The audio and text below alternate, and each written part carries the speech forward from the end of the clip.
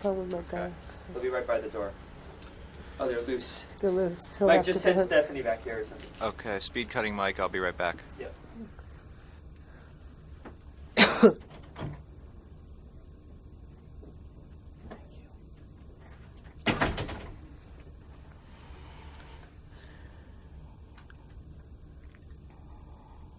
Okay. Oh, okay. My name is Joni Sublinderman. I'm here with Joanne Winkler on March 24th, 1993 at the Museum of Jewish Heritage as part of the Video History Project of Holocaust Survivors. This is tape 2. Mrs. Winkler, if we could start from 1940 when it was decided that all of the children would go to Budapest. If you could describe how the decision was made and then actually how the trip was made and what happened once you got there, where you were living, and so on and so forth. With my sister, we came by train. No names, and because my older brother John was already in Budapest, and we came and we have an apartment. Like later we find out it was in the ghetto. The street name was Király utca, but we lived in Dob utca. This is also in a ghetto. Did you need papers to be able to go on the train to get out to Budapest? Did you need any kind of papers or anything? We were so young, we didn't think about paper, nothing. Not at all. We didn't have nothing. Did you? We didn't have clothes, we didn't have nothing. Just came out from there. Did your mother have contact with people in Budapest? Or was there any connection? Mother had one cousin in Budapest, but my older brother was there, and account of him we came here. We came there. And we tried to work, to make some kind of money. So I went to work to an umbrella factory. It wasn't exactly a factory, a store. And I didn't say anything from where I am.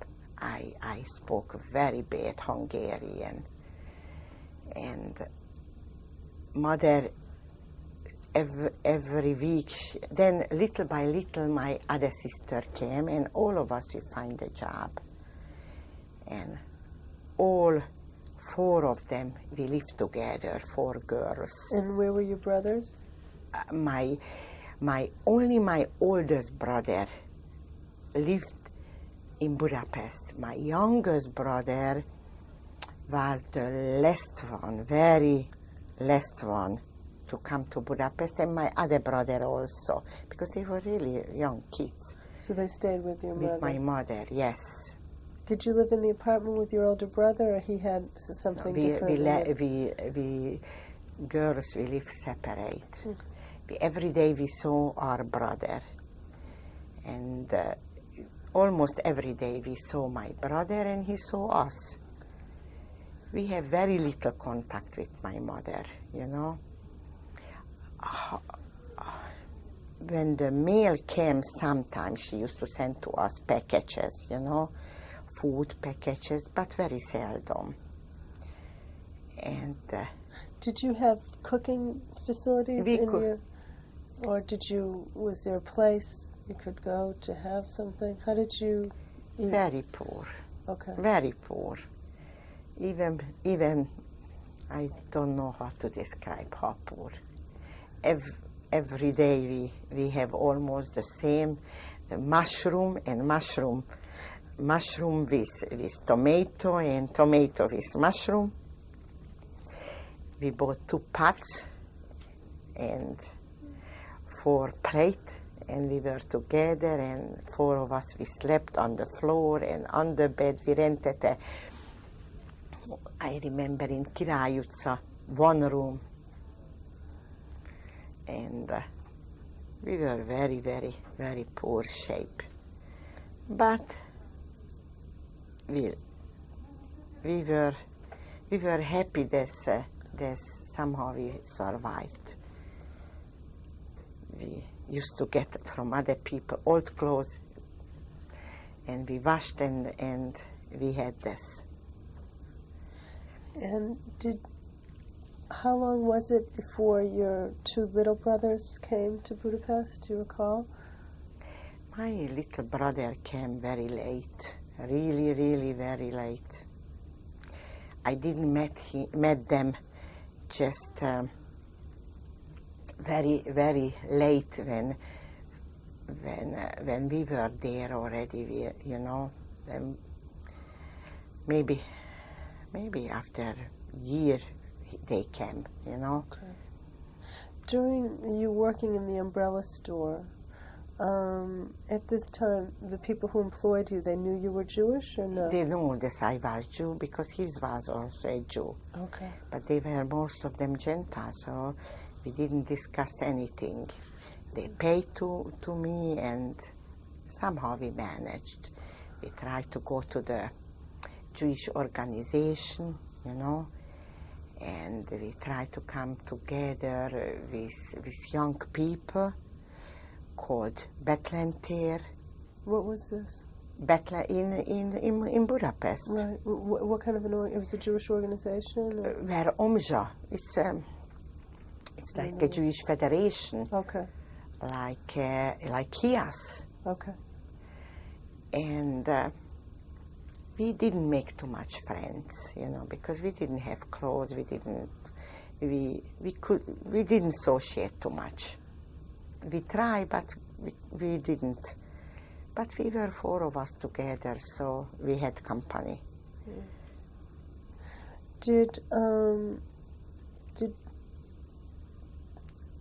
I met my husband. In Budapest, I met my husband, first husband. My first husband was from Debrecen, Orthodox family, and he used to live with my husband. And we didn't see my brother.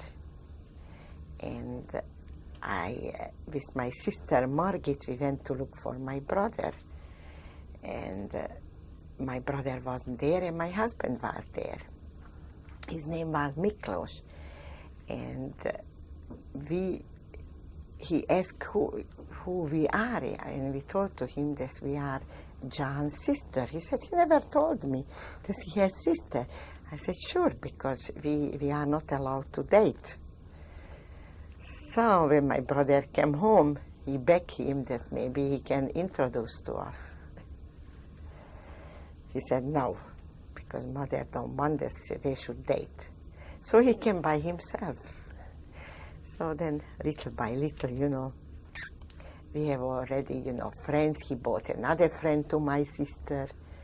And somehow we get closer, and then somehow my brother tried to tell me how good family, and then he had 3 sisters, and 2 of them in Hungary, in Budapest. He introduced his sister and his brother, and in 1942 we got married, and in the synagogue, in an Orthodox synagogue, and only my wedding, my mother lived through my wedding, and my brother wedding to John, but this was already in a very small town. My wedding was a big wedding, and even our rabbi came from our city somehow. And at this time, were there any, your mother was able to travel from Senetz to Budapest? So. Okay, but she arrived to Budapest, She arrived to Budapest. Okay. And she was here, and we have in a hall the reception, and outside in the synagogue we have the wedding. And we were very happy because he was 21 and I was 20 when I got married. Where did you live? In Budapest. You had another apartment? You And were- another apartment also not far from where my sister brother used to live, you know. And I used to cook, and all of us, we used to cook together, you know. We always used to be together. And Was your husband working at this time? you know, they used to have, yes, he was always working. He came to Budapest because they used to have a bakery. And his father wanted he should know how to do the delicate candy. Mm-hmm. And that's why he was in a short time in Budapest when I met him. Then he stayed in Budapest. He had a job there, and he stayed in Budapest. He was working at a bakery there, or he was doing something else when you met him? He worked at the candy factory. Okay. Older men find him, and he worked in a candy factory. And during this time, 1940, 41, and 42 in Budapest, were Jews harassed at all by the Hungarian gendarmes? Sure. Then, So explain to us then what was happening in terms then started, you know, wearing the Jewish stars. In which year, do you recall when? Before I- you were married? I think so, 1941. I think Okay. so, 1941, 1942. Okay, so you were already wearing the... I was wearing very short time. I was wearing very short time because soon after my husband was working in a labor camp with my brother. soon after you were married? Yes, yes. Okay. Now, before, when you were married in this time in 1942, as far as you recall, you had already been given the stars, but it was still legal to have a public Jewish wedding, Yes. other kinds yes, of things. Yes. Were people still going to the synagogue? On Yes. Yes. Still. Okay. Even this time, they went more to the synagogue and to the Jewish public together because smelt was going on already. I'm sorry, what was going on? Smelt, you know, we felt what's going on. Oh, I see. Okay. Can you describe when you would be going to work to the umbrella store, you know, in 1941 or 42? Would you see the Hungarian gendarme on the streets? Sure you saw. And would they be asking people for papers, or what was the interaction between the Hungarian gendarme and the Jews? Do you remember seeing anything or ever being approached by one of these soldiers? First of all, they tried to organize the ghetto. This was before 1942? Or No, after. After, They tried okay. to organize the ghetto. And they try to, you know, the men's, you know, not only men's, women also, to the labor camp. Okay. So my brother and my husband went. So who saved my husband and my brother, they were in a labor camp, both of them. Who saved them, my brother wasn't even in Budapest, but my husband was. My sister-in-law, my brother was married also, and my sister-in-law find a Gentile paper. And when they were already selected to go to wait to Siberia, out from country, during the night my sister-in-law was a nurse.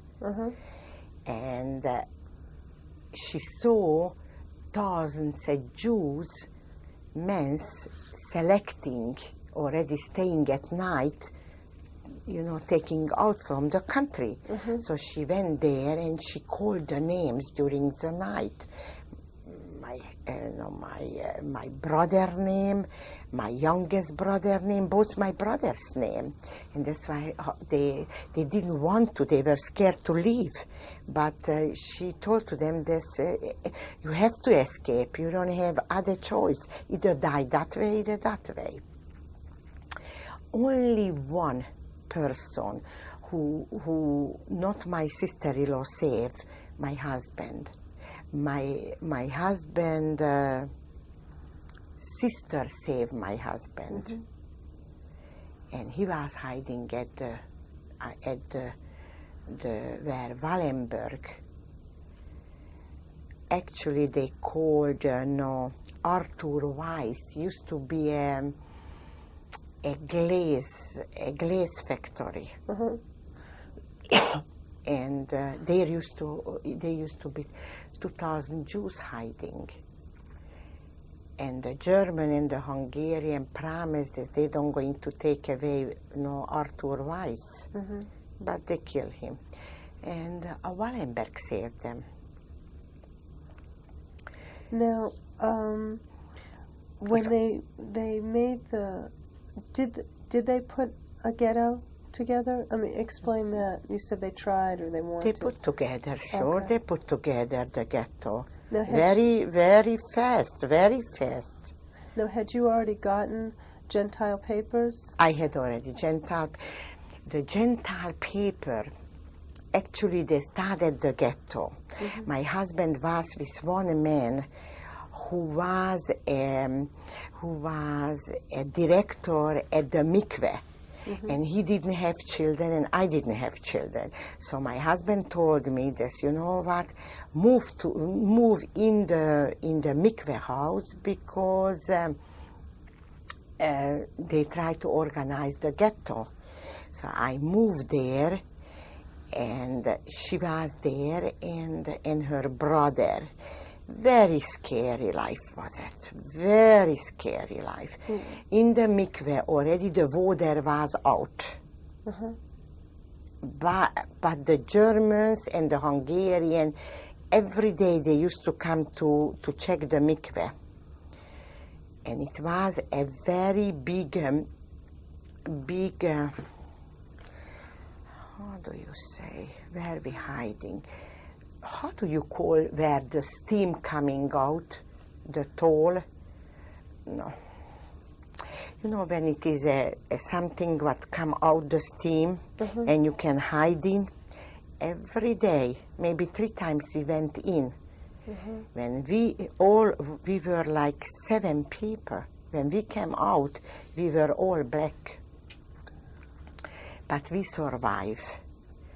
One of my sister-in-law was already with Gentile paper, and one night I heard Jews never can open the window because across the street was a Nazi house. And one night my sister-in-law came, 12 o'clock, and I heard the name was calling, Yoli, Yoli. I came down on a stair. I fell down more than I was walking.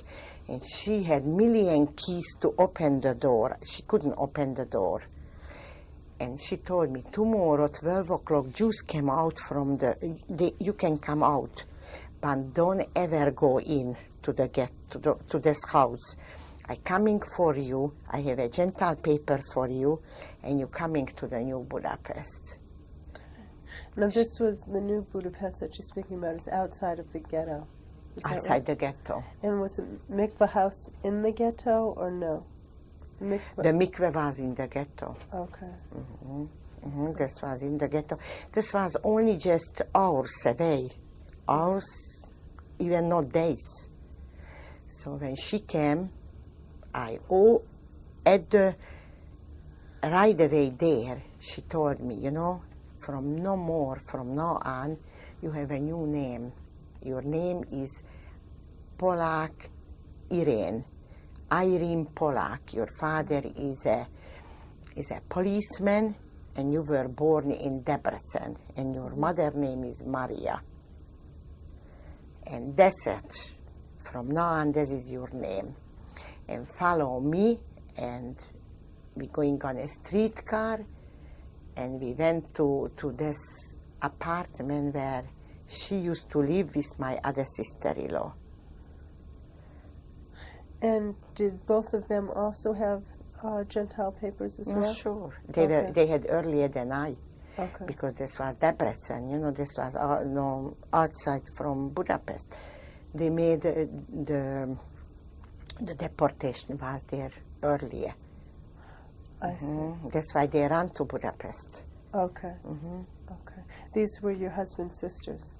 Husband, sister, two of them. And where did they come by these Gentile papers? Do you know? They used to have also a very big bakery, and people who work there, they gave it to her, and that's why. My husband didn't want to, and my brother-in-law didn't want the paper. They had, but they didn't. They were scared to hiding. They were scared to hide with the papers. Very scared to hiding with the paper. For a Jewish boy was very scary. Okay.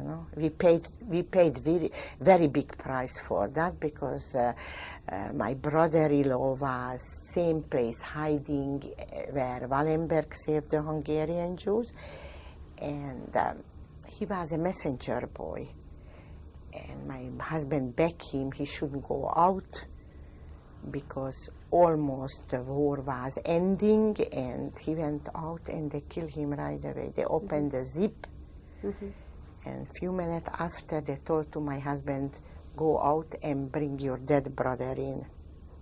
And he was hiding with this to us. He didn't tell to us right away. It took us weeks and weeks when he told to us. This is what happened to his brother, We were looking after war for his brother, the body in the big synagogue in Budapest, because there was full with dead people, but we couldn't find him. Now, once your sister-in-law took you back out from the mikveh house and took you back with the papers, did you live with them in the apartment or somewhere? With who? Did you live with your sister-in-laws? Yes, always, yes. That's where how I survived. And where were your sisters? Did they also have Aryan papers? Sister in a different story. Sister had also all sisters and brother had a paper. All paper my sister-in-law find for them. They were working in a big hospital. My oldest brother and my youngest brother were washing the floor in the hospital. My oldest sister was babysitting for the president daughter. My younger sister was a nurse. Only one younger sister, the youngest one, Elizabeth, she was in a ghetto. She was in a ghetto, a nurse. In Budapest? In Budapest. Okay. So, no telephone, no contact. When I wanted to know about my sisters, I sneaked into the hospital in the ghetto. Many times was very frightening, because the doctors were up their hand, standing to the ceiling, and my sister too, and just waiting that the Nazis should kill them. But with the eye contact, sister didn't say to me nothing, and with the eye contact I saw that she is alive. So I was waiting outside from ghetto. Somehow I managed, thank God, to go out from the ghetto, and I was waiting from outside from ghetto maybe an hour to see if they're going to take out the people to the Donau, because the Donau wasn't far away, the river. Because daily, I don't know how many trips they made with the Donau from the ghetto. But I saw this, thank God, they didn't take my sister, so I went to see. It was a very big trip to see this hospital, the other hospital where my brothers and sister is. We didn't tell to each other, not a one word. They saw me, I saw them, and I went back, and this way how was our life. Now, I have a couple of questions. One is, how actually would you sneak into the ghetto? How would this occur? How I sneaked in the Yeah, ghetto. how would you do that? In the ghetto was 1 hour you could go to ghetto. There was one. 1 hour you can go in and out. In and out, Okay. Jews could go in and out. Okay. So I took a chance. I felt that the sister anyway don't have anything to do, poor sister, where she would go out from the ghetto, you know. So I took a chance. We didn't have any relative in Budapest, so she wouldn't go out from the ghetto because she didn't have where to go. Okay. And Were there guards all around the ghetto? this was a nightmare. This was like a step to the grave. Million people sleeping on the floor, on the step, crying help. Inside.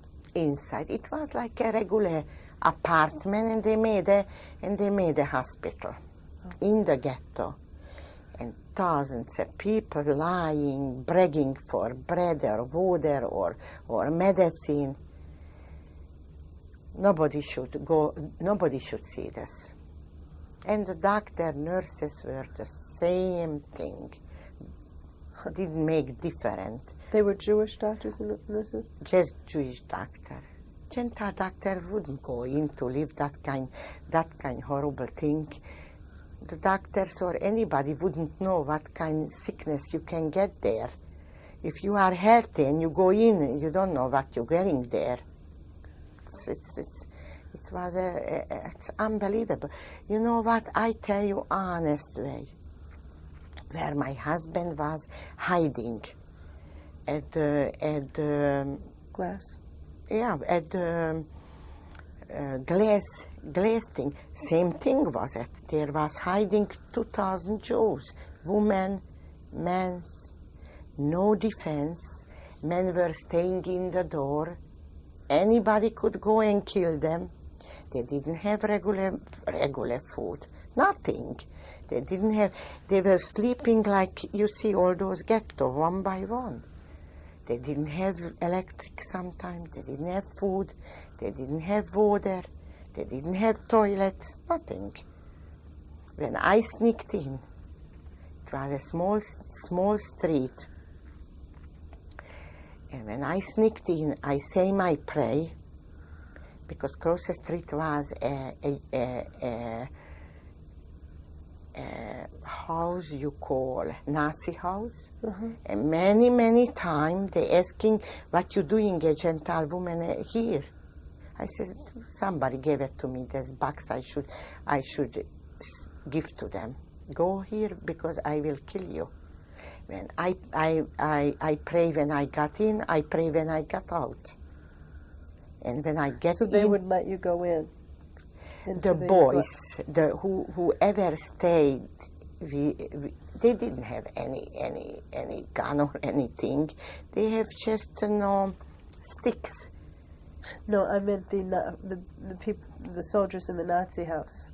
The Nazi were not there. The Nazi didn't take care for the Jews in this house. Right. The Nazi was across the street in their house. Right. When They were watching who goes out and who goes in. So when they would see you or speak to you, they would still let you go in to the glass house? No. They would shoot you away? I didn't dare Okay. to go in. Okay, I No. understand. Okay. I just dropped on the floor, and this was end of the day. And that's it. End of the night. Always at night I did it. Okay. During the day I was working, and at night I did it. Sometimes I went to a bakery outside Budapest and I collect breads, and I took breads for other people, and candle with the match. It's unbelievable what people went through there. And this is how you were able to see your husband during This this was time? able how I saw my husband and my brother-in-law. Okay. And my sister-in-laws, they came also for 2-3 hours. Okay. And then But- you would go out from there. Then we went out. He didn't know how we survived to go out, Yeah. and we walked for that. We walked like 20 miles, and some was a bridge, and sometimes the bridge was bombed, so we put down some kind of things to cross this bridge. Either yes, either no. Okay. And how far from where you were living was this place? This was center of Budapest, Where your husband where my was? husband was hiding. I was outside of Budapest. You were actually outside of Budapest. Yes. Okay. Yes, like 20-25 miles. Oh, okay. I didn't understand before. Mhm. Okay.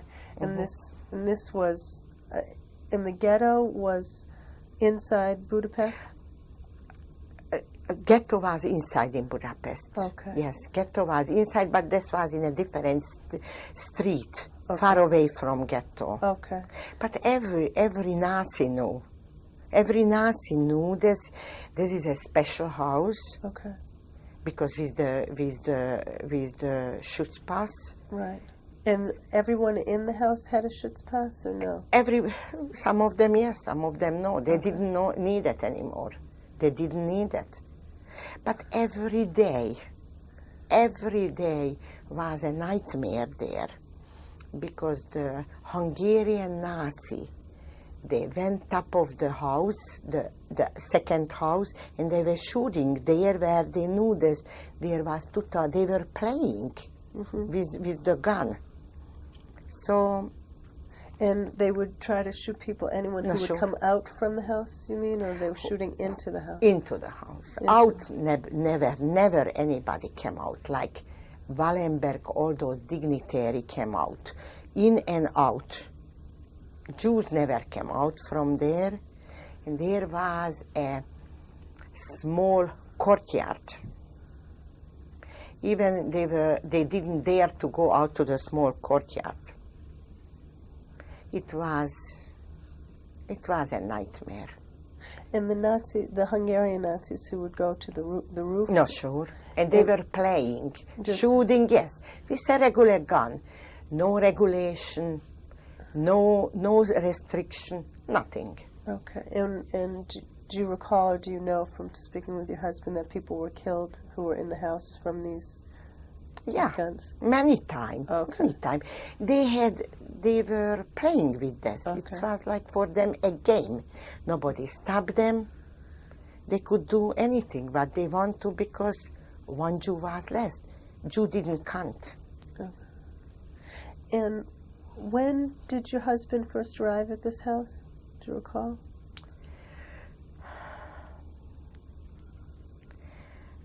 I don't know exactly. On the date, I don't know. That's in I- 1940. 1944, something, 44, 43, but I don't know exactly a Okay, date. it was after you married, obviously. Yes, after And- married and after when started such a, already in Hungary, also collecting the Jews to the ghetto, and everybody tried to find for them all kind of paper to, Okay. Okay, so it was after that point. Yes, So, after. Okay. Yes.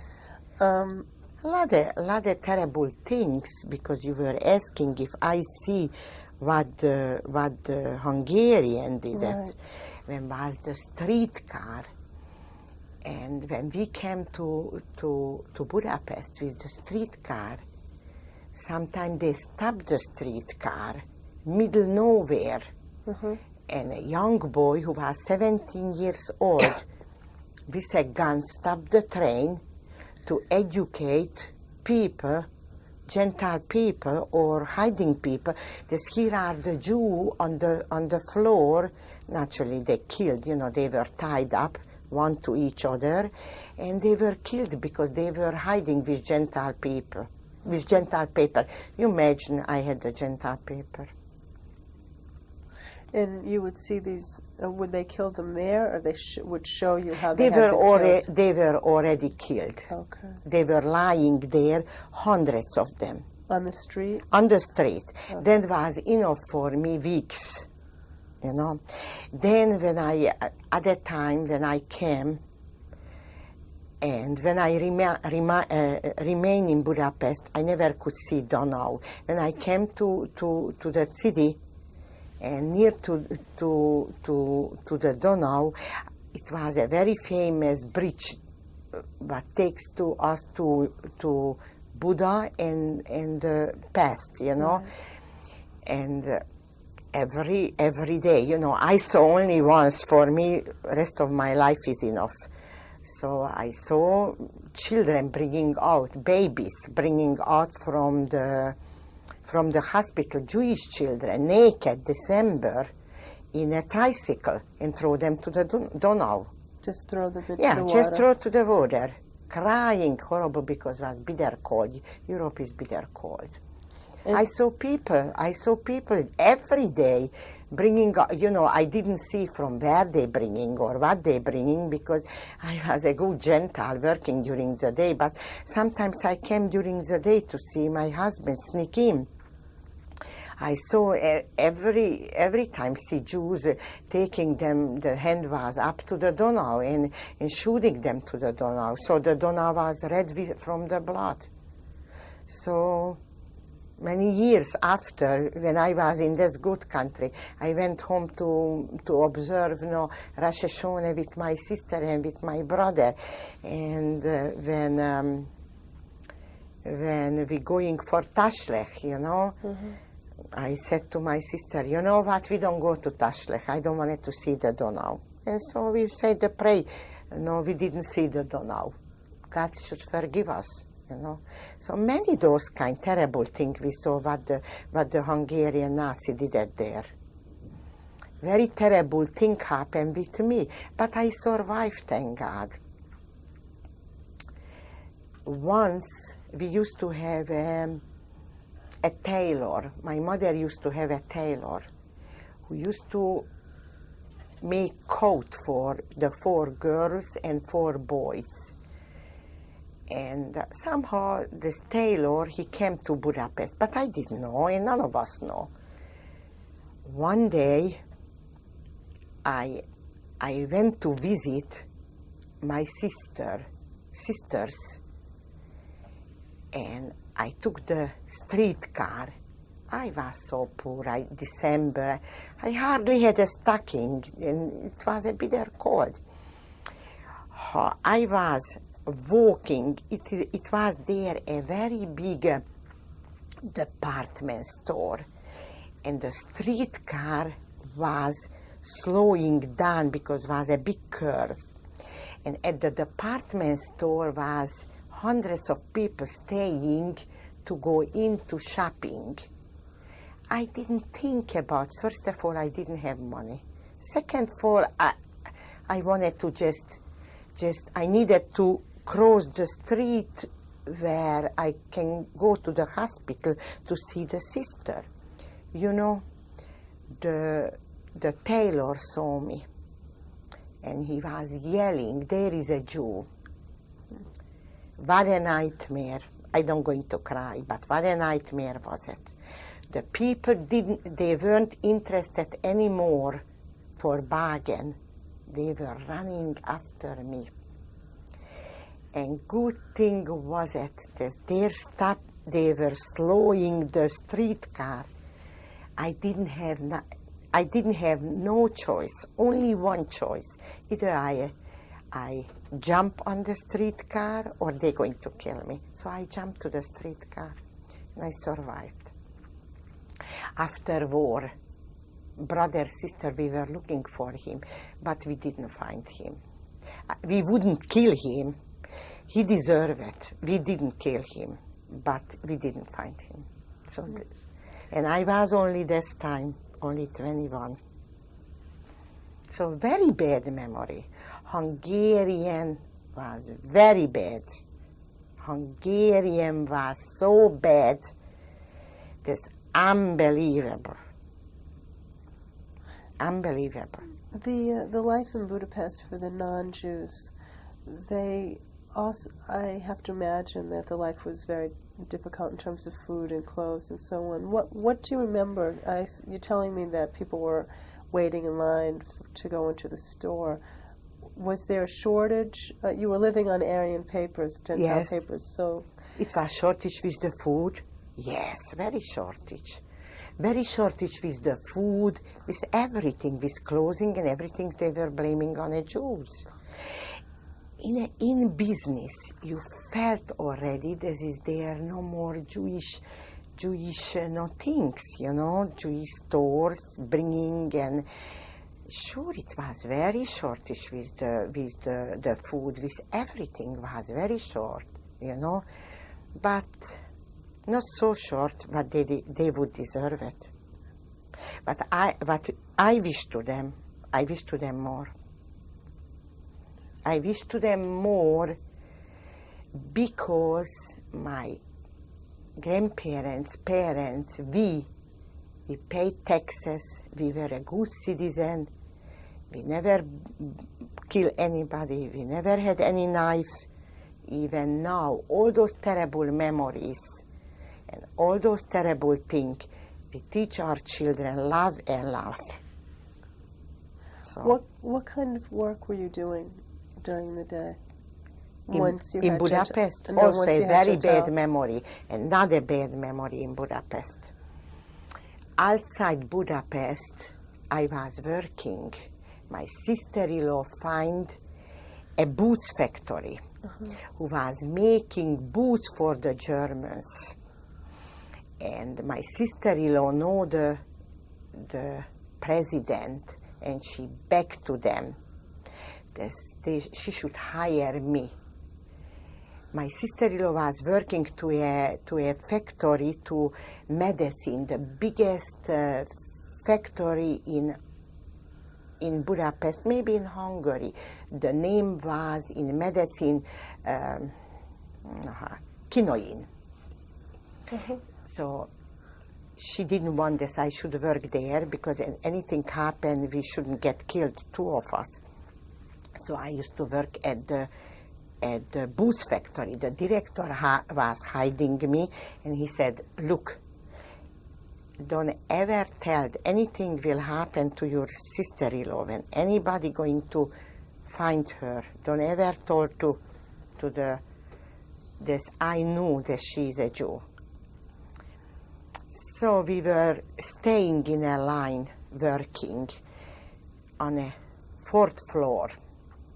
And every day, every hour, you could see the truck coming and taking all those boots for the Germans, but always Hungarian Nazi. And one day, a young boy, 18 years old, he came to my row. We were staying that way.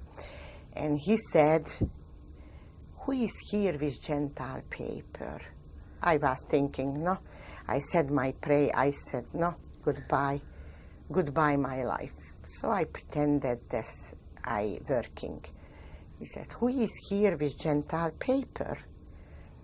Better she should come forward." So I didn't.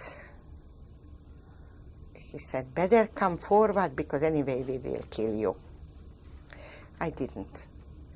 1 minute next to me was staying a girl, and somebody blackmailed her. And poor girl, she got such a big licking. I would fell down anyway, but how she fell down, the whole roll was done. Never nobody should see what a beating this girl got it. The stairs was so round. They kick her, beat her terrible. We used to have a uniform. The other Gentile people were fighting for the uniform, her uniform. They fighting for her cup. We used to have the same cup to drink a coffee. Mm-hmm. She wasn't even at the truck somebody want her uniform and cap. So I saw her. She wasn't anymore alive when they kicked her to the car. I told to the president came up. He didn't say nothing, just he came up and he just looked around which one was survive, he or I or both of them. When I went home, I told to my sister-in-law, I can't go work for a week. Then my sister-in-law said to me, I give you such a licking, go back to work, because our woman where we staying, she going to ask you. Get used to it, those kind of things. I went back to work. So, lot of those terrible memories, very bad memories. Maybe 1956, maybe that's what I said, that's it. The president of the company, of the boot factory, he knew that you were Jewish living on Aryan papers? Just the president. Only the president. His name was, the factory name was Boshan. Now, how is it that he knew that you were living on Aryan papers? I didn't understand. My sister-in-law was also very well known in her city. In Debrecen. Okay. And the president came from there. And he used to go there for cake and cookie to their store. Okay. And that's why he know her. And he was trying to be helpful. And he tried to be helpful. Okay. And she didn't need it for herself, and for her younger sister, she needed for me. And do you know if there were any other Jewish women working there? You didn't dare to even think about. Okay. Every day they bought their Jewish men's laborers came to work. Maybe those poor Jewish guys before they went to Auschwitz, I don't know. Maybe they saw this, maybe my eyes is different, I don't know. Sometimes when I went home, they asked me, maybe you can bring me next day a little thing, but for them was a big thing. Mm-hmm. And I bought for them maybe shaving things, I don't know. When I explained to my husband told to me, don't you dare to bring anything. I know it's very hard to say no, because you're used to it, but when somebody has a hiding with Gentile paper, don't bring anything. They don't have to have anything, and you should survive. So I learned to say no. It was very hard. So I see this group only for a week. The group of men? Yeah. I never asked to anybody. I wouldn't dare to ask what happened with this group or that group or what or who or this, nothing. Just I was standing where I used to work with the booth. He used to take away what I was working, and I saw because they were wearing a yellow star, yellow stripe on their clothes. And this group of Jewish laborers, they were for a week and then they were shipped off. Were there other groups of laborers, Jewish laborers, that would come in? Yeah, always new. Always new. Always new, Moving. but I don't know where, where they were in Budapest or New Budapest, nothing. I wouldn't dare to ask anybody. Even then I learned, poor guys ignore them, plain ignore. If I wanted to survive, I needed to ignore them, so I didn't look at them, you know. And your husband was where at this time when you were working? Always in a Schutzpass with the Wallenberg, no, in this house. In this house, always Yeah, at the time. always there, and he didn't know when we coming or what we coming, and we will come or not to come, and we didn't know what we're going to find.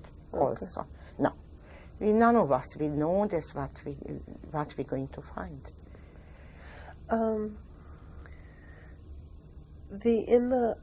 And then we'll move on after this, but in the hospital, when you would go in and out of the ghetto, you mentioned that there was an hour, during a specific time during the day, that Jews and others, I guess, could go in or out of the ghetto.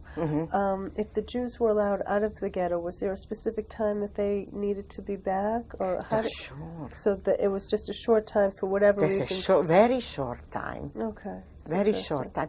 You know, from to the hospital came people from the who is in ghetto Right. to see if the relative what they're doing. Okay. And the hospital was inside or outside? the ghetto? Inside was Inside. inside was Okay. inside was in the ghetto. Okay. It's a regular house, was it? Okay. Okay. What a shame, but I think about. And then the people who you had seen coming out from the hospital to be taken to the Danube, these were people, they were living still?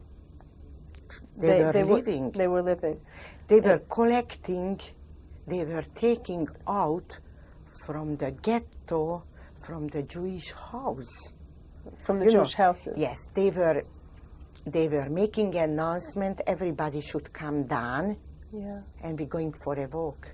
They shouldn't bring down nothing. Be going for a walk. And these would be the Hungarian Nazis or Hungarian gendarmes? Hungarian Nazi. You didn't need their Germans. Okay. And they would take groups of these people, children and women, men, whatever, Yes. and they would bring them down to the Down water. to the corridor. What is the corridor mean? You know the alley. Oh, okay. And then they would walk them They were walk them to the Donau. to the Danube. Danube. And First, you know, to the Donau straight, Okay. without nothing. and would they shoot them? When what you saw with your eyes, would they shoot them before they put them in the water, or they would just throw them to the water? They needed to stay. They needed to stay near to the water. This way, and one by one. Not one did this. Hundreds, thousands did this. Not one. By gun. Okay, Yes. and then they would drop into the water. Yes. And as you saw it, they would just leave them in the water, and they would. Yes, you could see. You leave them in the water, and honestly, I didn't wait for another sure. minute. Yeah. I didn't see. I didn't want to see, but the life shows to us. You know, we survived there, and we saw us. This didn't come back. This and that. Our relative and our friend didn't come back. Okay. So. And after war, you could see a lot of people. You know, the famous synagogue, what is there? The name is there, Dohány Temple, a famous synagogue. It was full with dead people. the synagogue itself, they had thrown in. Full with dead people, and outside synagogue is now a garden. Million Jews even now. There are dead people there. You know, what a job they did it there. We'll take a break now and then we'll come back. I don't mind because Cut the tape.